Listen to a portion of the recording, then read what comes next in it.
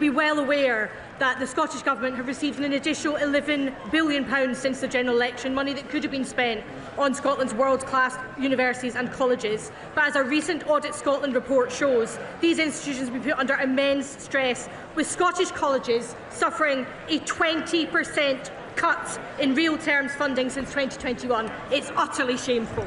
Scott Arthur. Mr Speaker, Scotland's universities have been facing a funding crisis which has been many years in the making. Funding for students in Scottish universities is currently over £2,000 less than it is in England. Universities Scotland yesterday, in response to the SNP budget, made it clear that it will have little impact on this problem, as it does not adequately address the situation. No government in Europe, Mr Speaker, cares less about the education of its young people. Will the Secretary of State or the Minister make time to visit Heriot-Watt University in Edinburgh South West, to meet with the Vice-Chancellor, Richard Williams, the staff and the students to hear about the impact of this situation? Mr Speaker, I agree with my honourable friend that Scotland's young people have been appallingly let down, which is why it's time for a new direction. I would, of course, be delighted to meet with him and Heriot-Watt representatives to discuss Scotland's desperate need for a new direction. Right, we now come to Prime Minister's questions. Lincoln Job. Question number 1, Mr Speaker. Very well done.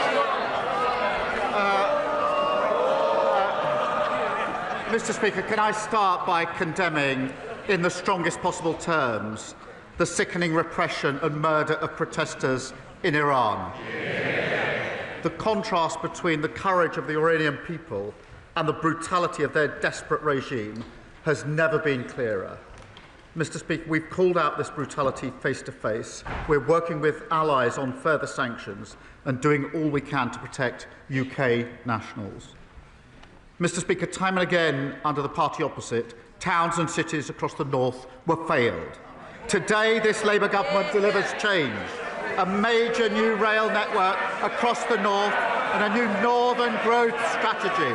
That is the renewal that this country voted for. This morning I had meetings with ministerial colleagues and others. In addition to my duties in this House, I shall have further such meetings later today. Thank you, Mr Speaker. And can I associate myself with the Prime Minister's remarks, particularly about Iran?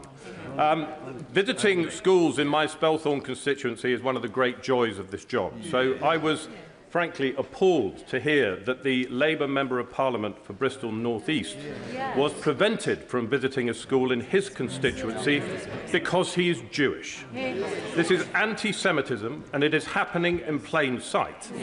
With all due respect to the Prime Minister, I don't want to know how he feels about this. I want to know what he's going to do about it. Prime Minister.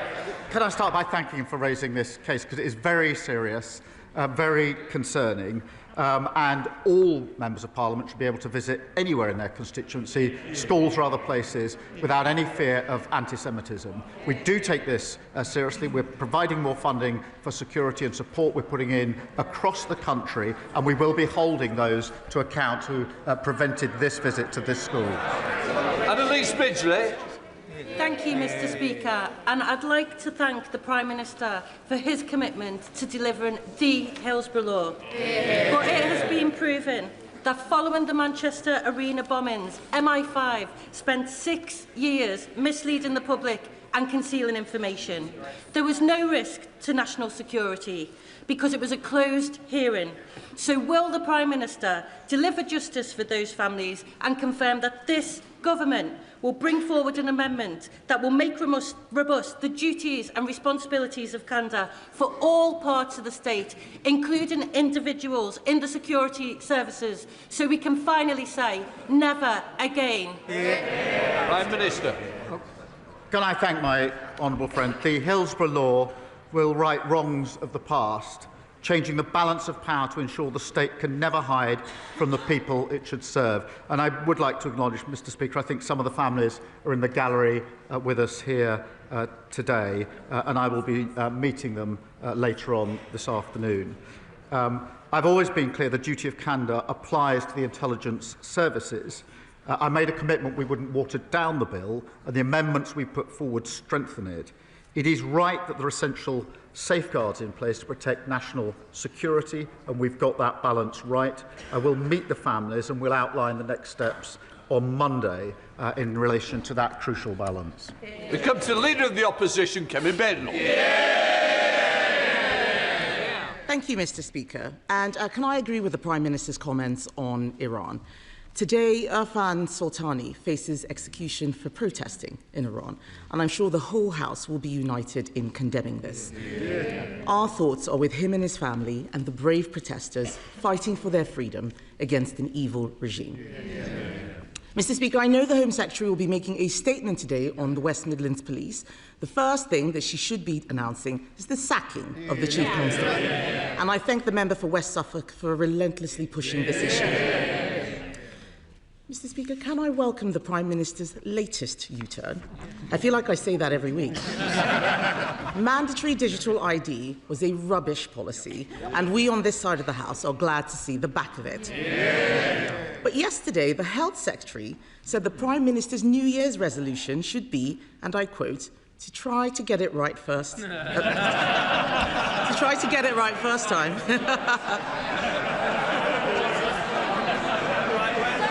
Try to get it right first time. Yes, you did say that. You did say that. My question is, does he agree? Prime Minister. Mr. Speaker, I'm determined to make it harder for people to work illegally in this country, and that's why there will be checks, they will be digital, and they will be mandatory. And I'll tell her what this government is doing, whether on planning, child poverty, employment rights, investing in our NHS. We're taking the right choices for Britain, and they oppose every single one of them. And she talks about U-turns and consistency. From the party that used to recognise the challenge of climate change, and now they run from it, who promised to cut immigration, but then lost control of it, who once took great pride in our diversity. Now they talk of deporting our neighbours to achieve cultural coherence. And, Mr. Speaker, on consistency, don't get me started on 5 Prime Ministers, 6 Chancellors, 8 Home Secretaries, 16 Housing Ministers. They had more positions in 14 years than the Kama Sutra. No wonder they're knackered and they left the country screwed. Kemi Badenoch. A lot of waffle, Mr. Speaker, but it's still a U-turn. The member for Hull East has said, it's so interesting, Mr. Speaker, Labour MPs must think very carefully before defending policy decisions publicly. He said, and I quote, "This stuff leaves us looking really stupid." I'm sorry to tell him, but Labour MPs have been looking stupid for a long time. But let's look, Mr. Speaker. Mr. Speaker, let's look at some other things the Prime Minister didn't get right first time, starting with the family farms tax. Some farmers were so terrified they sold their farms last year only for the Prime Minister to U-turn 2 days before Christmas. Will he apologise for the misery he's caused countless farmers? Prime Minister. Mr. Speaker, the principle we put in place on inheritance tax is the right one. We listened, we made an asterisk. But what we're doing is turning the country around. Yes, we've changed the country. We've changed the failed approach of the last Tory government. They crashed the economy and sent mortgage rates through the roof. They left millions stuck on NHS waiting lists. They presided over the worst Parliament for living standards on record. Now we're turning that around. We're changing that. Inflation and interest rates are coming down. Waiting lists are coming down. Wages are up more in the first year of a Labour government than 10 years of the Tory government. But I understand, Mr. Speaker, that she's taking advice on change. She had Nadeem Zahawi in to ask his advice, how to change and how to save her party. Please don't tell me she listened to his accountant. The next day after the advice, he jumped ship to reform, the 23rd former Tory MP to do so. I don't know which is more pitiful, the flood of former Tory MPs deserting her sinking ship, or the Reform Party so desperate to launder any old failed Tory politician. Mr. Speaker, the Prime Minister doesn't need to worry about me. I'm all right.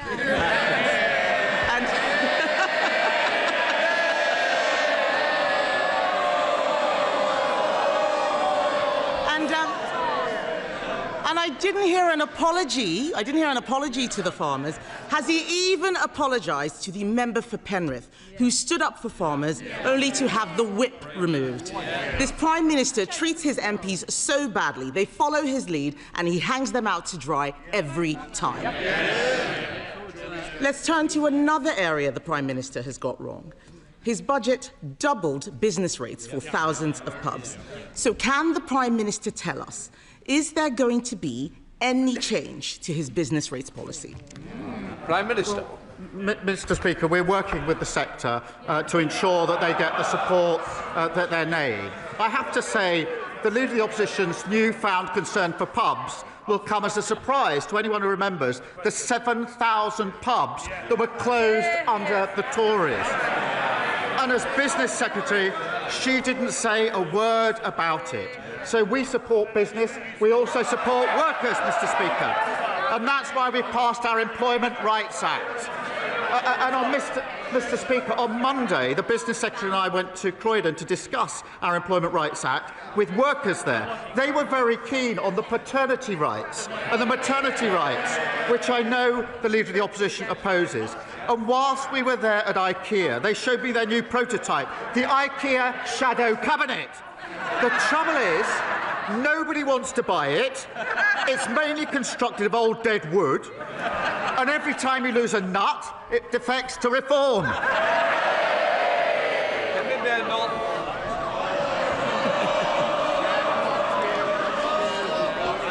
Mr. Speaker, he didn't answer the question about business rates. It sounds like he doesn't know what his policy is. And this has been a farce from start to finish. On Monday, the Business Secretary said the Chancellor did not even realise the impact of her business rates policy. No surprise there. But yesterday, the Tax Office said that they did tell the government what the impact would be. So can the Prime Minister be clear? Did he understand the impact of his own policy on pubs? Prime Minister. Mr. Speaker, we're working with this sector. She hasn't explained why she said nothing about the 7,000 pubs that closed on her watch. We're doing other things on the cost of living to help people, to make sure they can get out, to spend money in pubs and hospitality, boosting the minimum wage. What did they do? They opposed it. Freezing rail fares and prescription charges. What did they do? They opposed it. £150 off energy bills. What did they do? They opposed it. She said nothing when pubs were closing, and she opposes every measure now. And she said a moment ago, I'm all right. She clearly didn't listen to the advice of Nadeem Zahawi, because what he told her, he's now made fun of it. He told her that they failed on mass migration, they failed on our armed forces, and he told her that she's leading, his words, a defunct brand the nation can no longer trust. No wonder he's joined the Tory migration to reform. Mr. Speaker, it's the second Boris wave. Mr. Speaker, I asked him if he understood the impact of his own policy. He didn't say yes. The reason he U-turns all the time is because he is clueless. He is blowing around like a plastic bag in the wind, no sense of direction whatsoever. And let's be clear, Mr. Speaker, this mess goes beyond pubs. The whole of the hospitality industry, cafes, hotels, restaurants, they're all being clobbered by Labour's tax hikes. There is an answer to this. Conservatives would abolish business rates for small businesses on the high street. Mr. Speaker, yes, they're all chuntering. He's already agreeing with us on family farms tax. He's already agreeing with us on digital ID. Why doesn't he make it a hat trick and abolish business rates for the high street? Mr. Speaker, they crashed the economy, and now they want to give lectures. She's wondering why nobody's listening to them. Nobody is ever going to listen to them on the economy ever again. Mr. Speaker, in 18 months, because of the decisions we've made, inflation is falling, and the Bank of England say it's coming back down to target. We've had 6 interest rate cuts in a row. Wages are up more in the first year of a Labour government than under the first 10 years of their government, and we beat the forecasts on growth for 2025. We're turning this country around after the appalling mess that they left it in. Kemi Badenoch. He says no one's going to listen to us. Who's going to listen to him? The winter fuel allowance, U-turn. Waspy women, U-turn. The two-child benefit cap, U-turn. Grooming gangs inquiry, U-turn. The family farms tax, U-turn. Digital ID, U-turn. Jury trials? U-turn. We hope so. We hope so. I think that's going to be the next one, Mr. Speaker. Week after week, these poor people sitting behind him have to defend the indefensible, only for him to U-turn a few days later. Mr. Speaker, one of his cabinet ministers told a journalist that what's happening at the moment is extraordinarily bad. Another said we've gone through a catastrophic series of missteps. Yet another minister said, we are so unpopular at the moment, I've come to the conclusion it's worth rolling the dice on a new leader. They're right, aren't they? Mr. Speaker, here's the difference. I changed my party, and that's why we stand here with a majority Labour government. She sits there with her party that lost 2/3 of their MPs at the last election, and she's losing more every week. They're queuing up to join the member of Clacton's laundry service for disgraced Tory politicians. Meanwhile, inflation is down, wages are up, and waiting lists are down. Labour's turning the corner and changing this country for the better. Mr. Speaker. Mr. Speaker, I'm sure you will agree, and I hope others across the chamber will also, that we need to recognise and to celebrate achievements. And I say this because across the country, knife crime offences is going down. And of course, more needs to be done and more should be done. But this week's figures have shown that London has had its safest year ever under the London Mayor Sadiq Khan. And in fact, homicide rate in London is the lowest ever since records began. Now, Mr. Speaker, Reform and the Conservatives repeatedly talk down our capital city. So will the Prime Minister join me in saying they are wrong, and will he applaud these achievements? Well, she draws attention to the important work of the Mayor of London, and nobody should be talking our country down or talking London down. And she's right to say that since we came into office, the number of knife crime offences is down. But, Mr. Speaker, there is more to do. We're introducing new powers to seize knives and increasing the penalty for selling knives to under 18s. And the party opposite, what did they do? They're chuntering. They voted against those provisions. And what's obvious about London and Reform is they've got a candidate for mayor who doesn't like London, a new ex-Tory recruit who struggled to pay his taxes in this country, and a leader who spends more time in France than is his constituency. Sir Ed Davey, leader of the Liberal Democrat. Thank you, Mr. Speaker. Can I associate myself and my party with the Prime Minister's comments on Iran? And can I encourage him to go even further on sanctions and also prescribe the IRG? Mr. Speaker, Sandra is 71. She has bladder cancer. Just after Christmas, she went into her local A&E. She had to wait 31 hours to be admitted on a plastic trolley and in a plastic chair. Last year, more than 500,000 people waited for over 12 hours in A&E to be admitted, more than any year in the history of the NHS. Mr. Speaker, this corridor care crisis was created by the Conservatives, but it's got worse under Labour. So will the Prime Minister end this scandal by taking up our plan to end all 12-hour A&E waits this year? Prime Minister. Can I first say through him to Sandra that that's simply not acceptable for her or for anybody else, and I'd appreciate if he passes that on to her directly. We have put record investment into the NHS so that we can turn this problem around, and we are turning it around. I would say to him that he puts forward his plans for change, but he never votes for the increase in investment and the measures that are needed to actually put that into practice. You can't change things without investing in them. You can't call for change and vote against a budget that puts a record investment into the NHS. Sir Ed Davey. Mr. Speaker, we saw what happened to the last government when they failed to improve the NHS, and if the Prime Minister is not careful, that will happen to his. Mr. Speaker, last month I asked the Prime Minister to to get a grip of South East Water, who'd left thousands of people in Royal Tunbridge Wells without water. Now it's happened again, not only in Tunbridge Wells, but in East Grinstead, Burgess Hill, Haywers Heath, and other parts of Kent and Sussex. Families, pensioners, schools, care homes, businesses without any water since Saturday. And the water company bosses involved now stand accused of misleading Parliament over their failures. Mr. Speaker, South East Water keeps failing its customers over and over again. So will the government immediately strip them of their licence? Prime Minister. Can I thank him for raising this, because the situation is clearly totally unacceptable. He will want to know that ministers have chaired daily emergency meetings to hold the company to account, to deliver on the change that's urgently needed at the moment in all the areas that he mentioned. We've also doubled the compensation rates for individuals and businesses, and we're absolutely clear the company must urgently invest in infrastructure, and we'll publish the Water White Paper in due course. But we are holding those daily meetings to hold this company to account. Dr. Maria Timble. Thank you, Mr. Speaker. I'm delighted by today's Northern Powerhouse Rail announcement. A down payment on the north of England's future.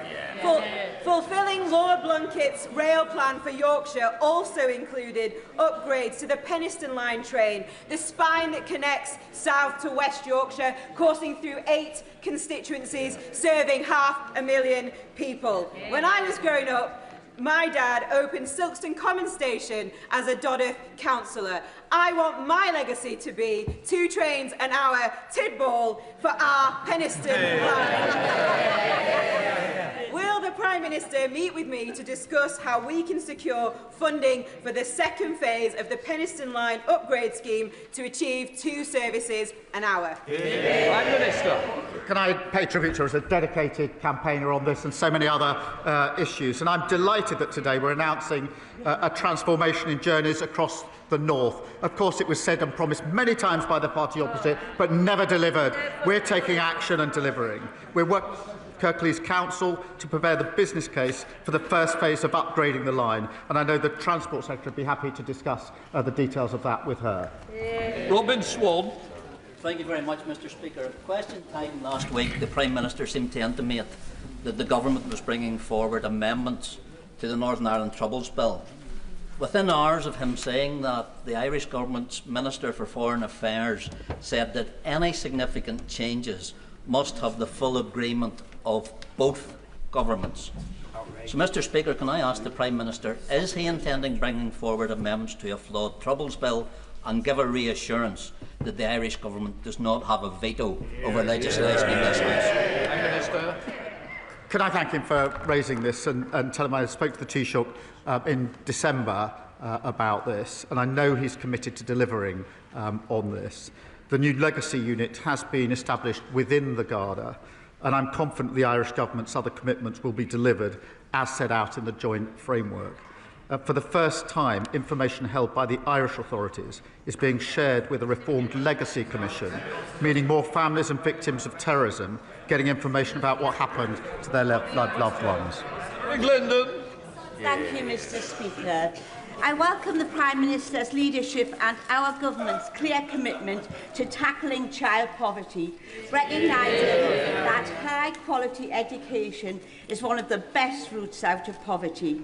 However, young people in one of the most deprived areas of my constituency, attending Churchill Community College, have been taught in temporary accommodation for over 16 months.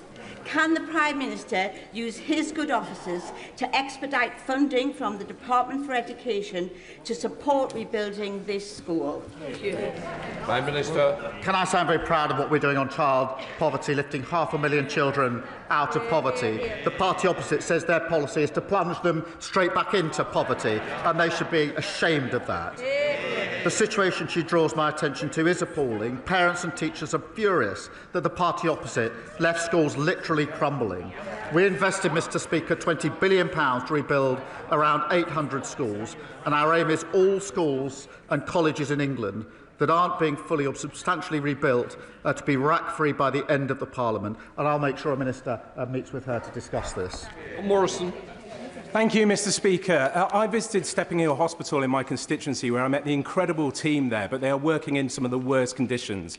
The staff there showed me the wards where sewage is coming up onto the floors through the drains, and they showed me the ceilings where water is dripping down out onto vital equipment. The hospital itself has a £130 million repair bill, and the Prime Minister is the man that can change this. So will he meet with me, the member for Hazel Grove and the member for Stockport constituency, so we can talk to him about this issue, get some investment in, and then get the hospital that my constituents deserve? Prime Minister. Well, I thank him for raising this, and he knows we inherited a terrible situation with waiting lists, performance targets missed, and hospitals like Stepping Hill left to crumble. They should be absolutely ashamed of themselves.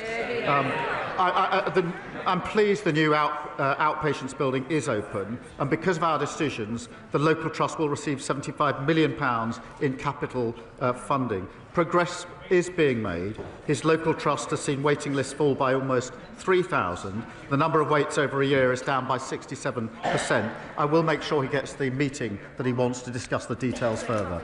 Emily Darlington. Thank you, Mr. Speaker.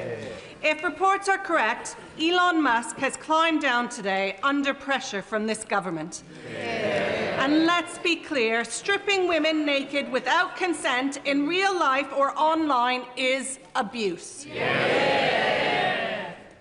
But we don't know whether to trust what X is saying today, and this isn't just happening on X. So will the Prime Minister join me and men and women across this House and our nation to say to any app and to any AI company that we will not tolerate and we will enforce any abuse of men, women or children in this country?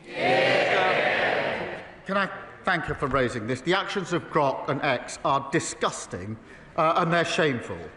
And frankly, the decision to then turn this into a premium service is horrific. And we're absolutely determined to take action here. We've made it clear that X has to act, and if not, Ofcom has our full backing and will introduce and are introducing legislation.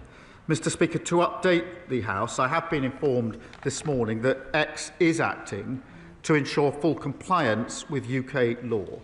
If so, that is welcome, but we're not going to back down. They must act. We will take the necessary measures, we will strengthen existing laws and prepare for legislation if it needs to go further, and Ofcom will continue its independent investigation. As someone with a personal experience of AI-generated images, the recent AI images shared on X, particularly those of children, sickens me. Yet, the leader of Reform continues to defend Elon Musk. Anyone who defends platforms linked to sexual exploitation of children forfeits any right to give lectures about protecting women and girls. What will the Prime Minister do to stop any political party from putting tech billionaires ahead of protecting our children? Can I thank her for raising this? And it's astonishing that Reform defend Musk on this issue. It is complete. I said the images are disgusting. Their position is disgusting on this. This is weaponising images of women and children that should never be made. And that's why we're acting. Reform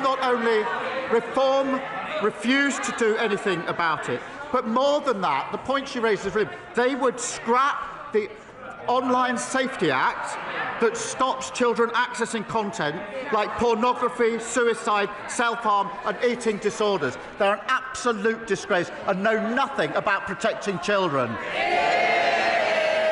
Can I just say, we're only on question 18. If we don't want to get MPs in, please, you're going to have to work with me. Kemi Badenoch. Many of my constituents and Stephens were appalled to hear Reform MPs oppose the principle of deploying British troops to maintain a peace in Ukraine. Our brilliant armed forces have defended democracy in Europe across a generation, so it is shameful that the leader of Reform opposes that today. That is not leadership, it is surrender.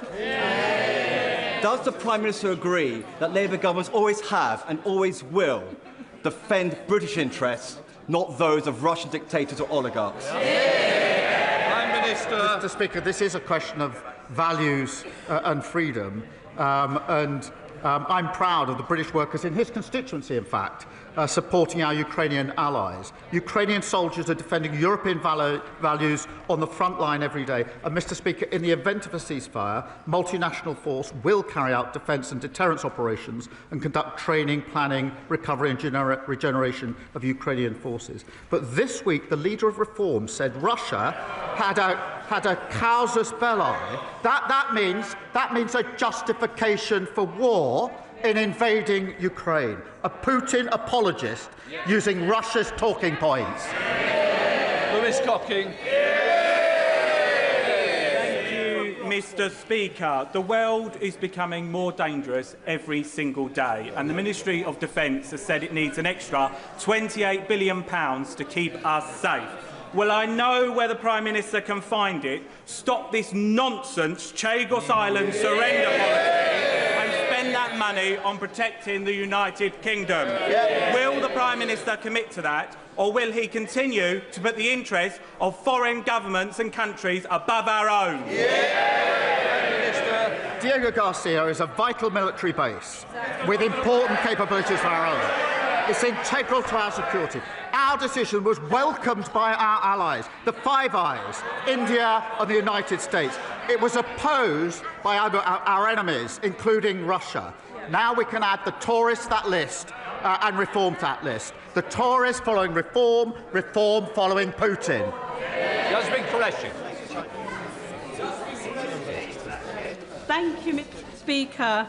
Mr. Speaker, I would like to offer my condolences to the families of the 4 people who died in the rail traffic accident which occurred over the weekend in my constituency. Mr. Speaker, families in Bolton South and Walkden are already benefiting from this Labour government's action on free school meals, free breakfast clubs, 30 hours funded childcare, scrapping of the 2-child limit, taking nearly 500,000 children out of poverty. But in Bolton South and Walkden and across the country, there is a chronic shortage of social housing and genuine affordable homes. Will the Prime Minister now show the same ambition on housing and commit to a major expansion of social housing? Prime Minister. Can I just say that my thoughts, and I think the thoughts of the whole House, will be with all those affected by the terrible road traffic accident in her constituency over the weekend, and our thoughts with all of those so awfully impacted. On her question, we are determined to restore the dream of home ownership. That's why there's been £39 billion of investment to deliver the biggest boost in social and affordable housing in a generation. Through planning reforms, the New Homes Accelerator and New Towns, we're determined to deliver the homes that people need. Dr. Luke Evans. Thank you, Mr. Speaker, and I welcome the Prime Minister's commitment to the violence against women and girls strategy, but I and many have concerns about stigmatising young boys, men and masculinity as inherently toxic, especially when suicide is the #1 killer for young men. So is it about time that we have a minister for men and boys? Because this is about women and men, not women or men. Prime Minister. Can I thank him for his support on what we're doing on violence against women and girls? Can I also agree with him that this isn't about women or men or boys or girls, it's about both. And that's why I was very pleased to bring forward our men's health strategy, one of the first of its sort, to deal with the challenges that young men in particular, in my view, have growing up, particularly with social media, but also to go further on the question of suicide. And I know that that's something that the whole House is prepared to work together on, and quite right too. Caroline Harris. Thank you, Mr. Speaker. As trade envoy to New Zealand, last year I visited Eden Park in Auckland to hear their exciting plans to bring the Edinburgh tattoo to New Zealand. Well, next month that plan becomes a reality, and one of Scotland and the UK's greatest military displays will be taking place in Auckland. This spectacular event is testament to the exciting and successful trading relationship between the UK and New Zealand. Will the Prime Minister join me in congratulating and thanking everyone who's made this a reality? Can I thank her for raising that, because the Royal Edinburgh military tattoo is absolutely brilliant, as anybody who's seen it will attest, and I'm so pleased that it's heading to New Zealand, and I think it's another example of Scotland's unique contribution to our international image, our culture and tourism, and I think we all wish them the very best of luck in their performance, and I know it'll be very well received. Timothy. Thank you, Mr. Speaker. The police fabricated intelligence to get Israelis banned from Villa Park, as demanded by Islamists. It's not an isolated case. Forces cut deals with dodgy mosques and refuse to arrest preachers who incite violence.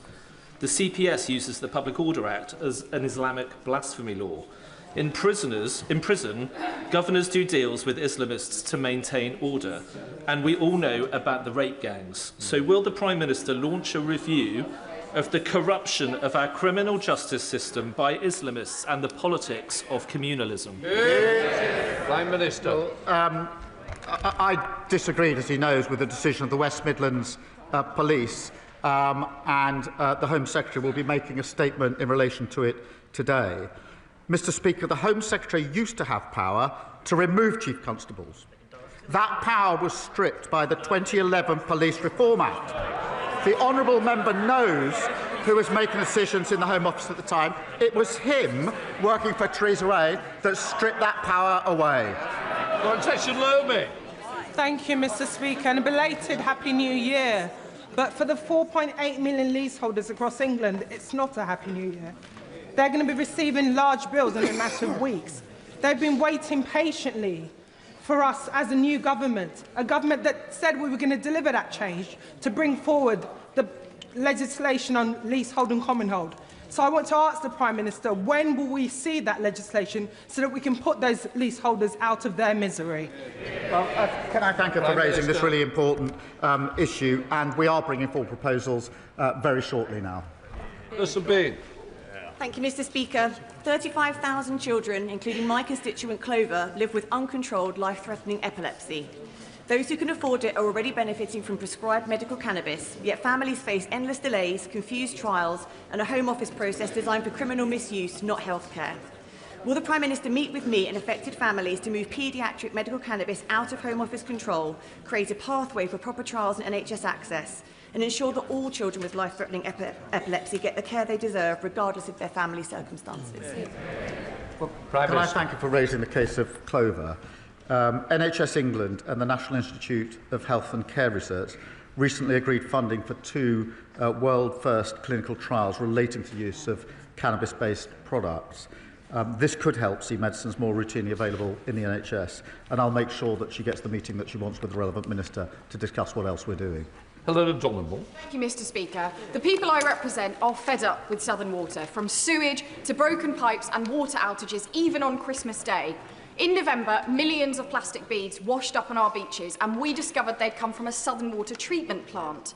I'm now campaigning for water companies to stop using this outdated plastic bead method and bin the beads. We're really concerned about the impact on wildlife, and we have a massive clean-up operation on our hands. Over 5,000 people have already supported my campaign with Sussex Wildlife Trust.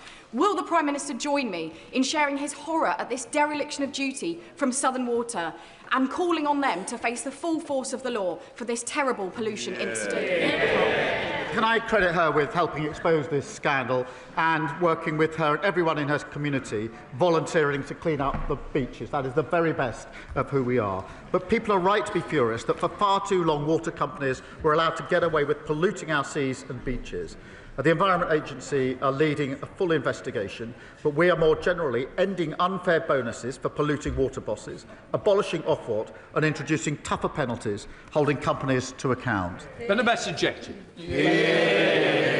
Speaker, Ahead of the forthcoming consultation on local government reorganisation, last month Huntingdonshire District Council voted for option E, a Huntingdonshire Unitary Council. This was a cross-party view and the Prime Minister's own Labour councillors voted in favour of it. There is a suspicion locally that the government favours option D, proposed by the Labour Eastern Regional Office, which would see Huntingdonshire and my constituency split in two and combined with Peterborough. Can the Prime Minister offer assurances to my constituents and those across Huntingdonshire that the decision isn't already a done deal and that the democratic will of Huntingdonshire District Council won't be overridden to satisfy an unelected Labour regional office? Prime Minister. There are no done deals here. We're going through the proper process. Thank you, Mr. Speaker. The staff at West Herts Teaching Hospitals Trust, which operates Watford General in my constituency, have been very busy bees. They have recently won Trust of the Year and Performance Recovery at the 2025 Health Service Journal Awards. Will the Prime Minister join me in congratulating the amazing team at Watford General and thank them for all the hard work that they have done to achieve this admirable accolade? Imagine what further achievements that they will make when they have their new hospital and new facilities.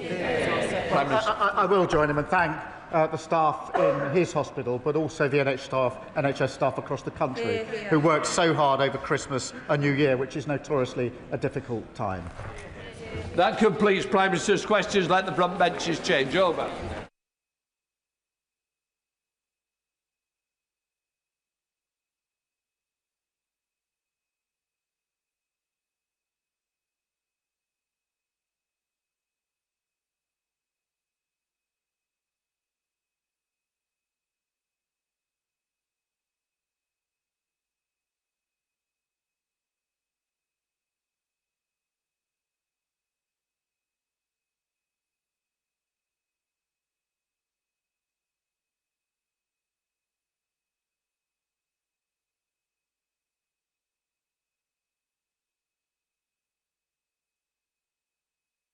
We now come to the first statement. I call the Secretary of State for Transport. Mr. Speaker, I'd like to make a statement on the government's plans for Northern Powerhouse Rail.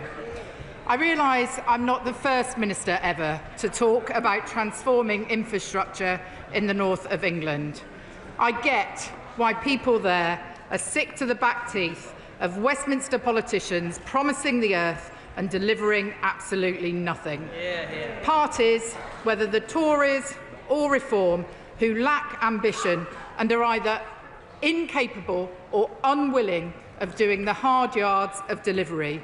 This ends today, Mr. Speaker. It's been over a decade since the then Conservative Chancellor pledged a transport system fit for a northern powerhouse. And what came of it?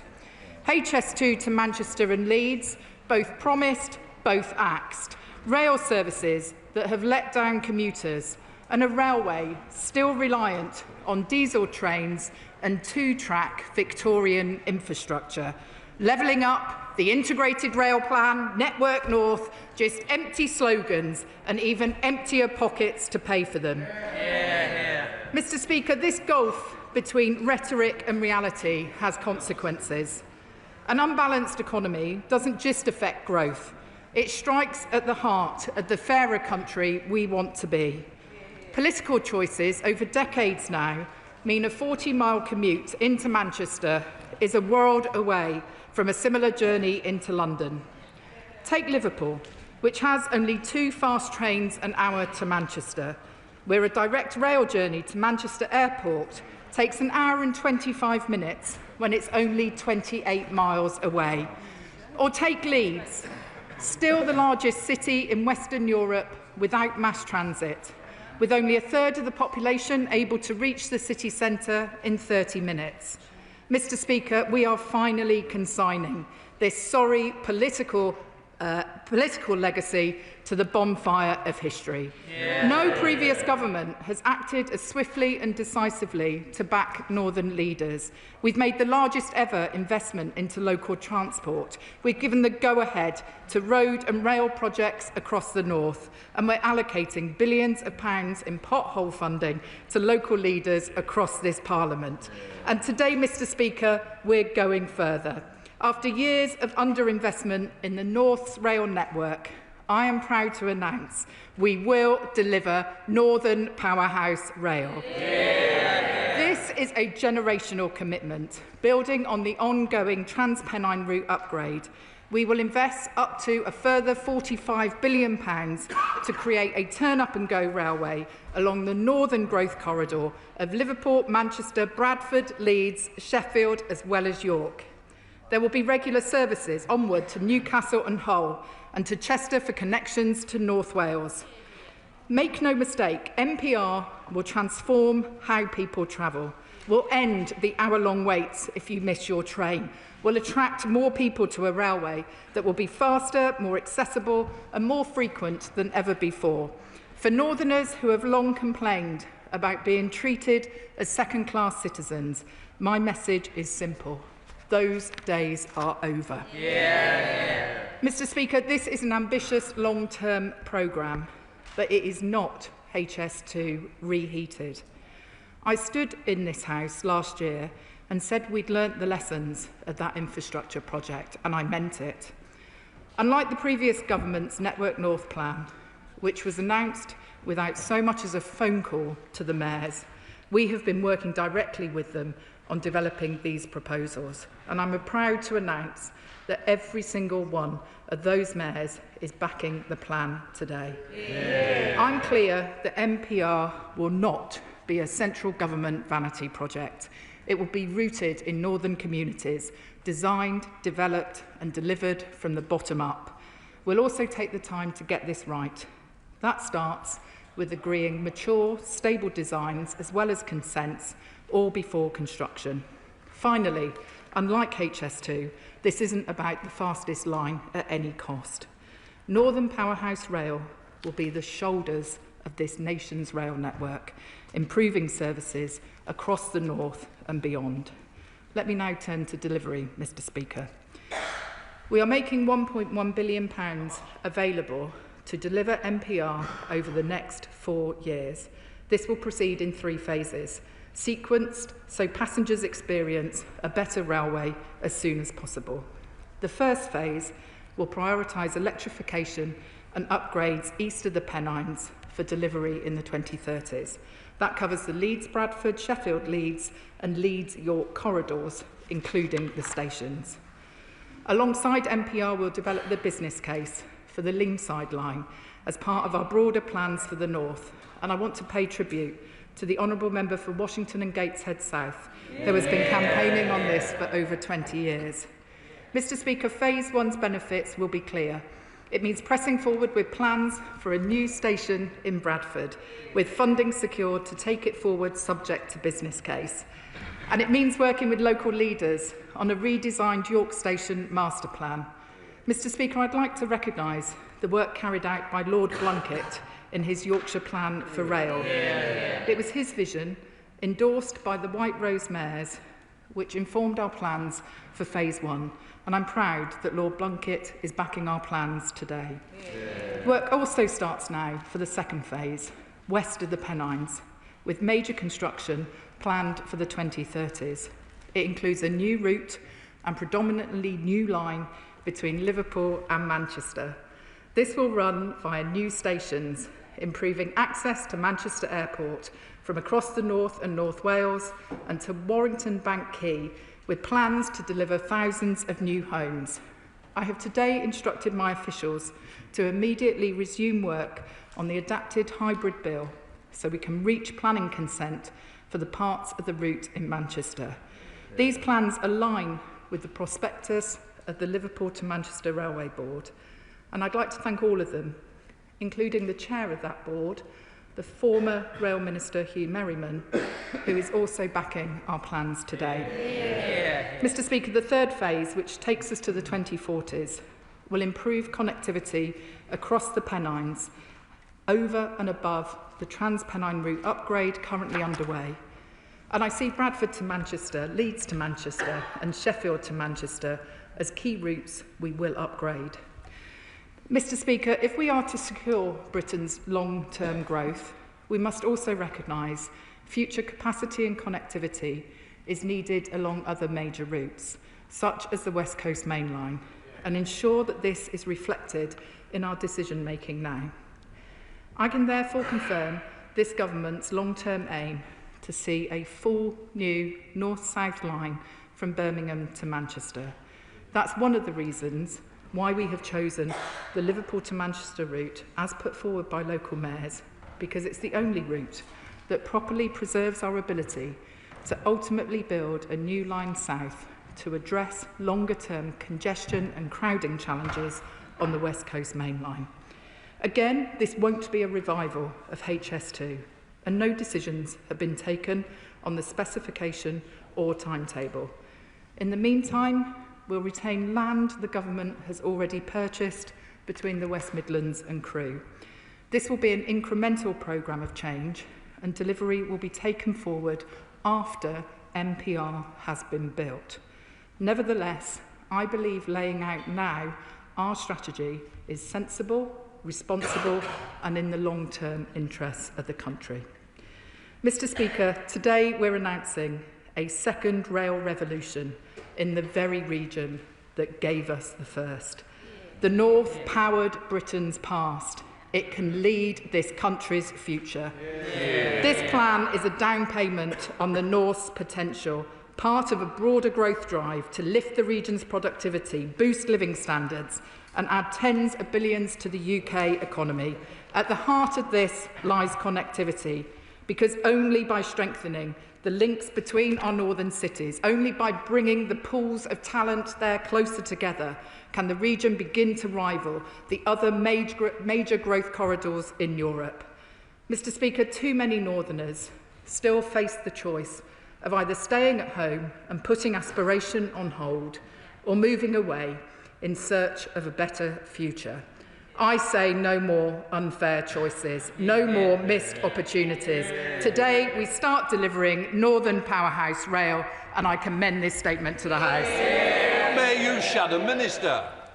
Thank you very much, Mr Speaker, and may I thank the Secretary of State for advance sight of her statement. Now, she started her statement by saying that people are sick to the back teeth of Westminster politicians promising the earth and delivering absolutely nothing, and then she did exactly that. Because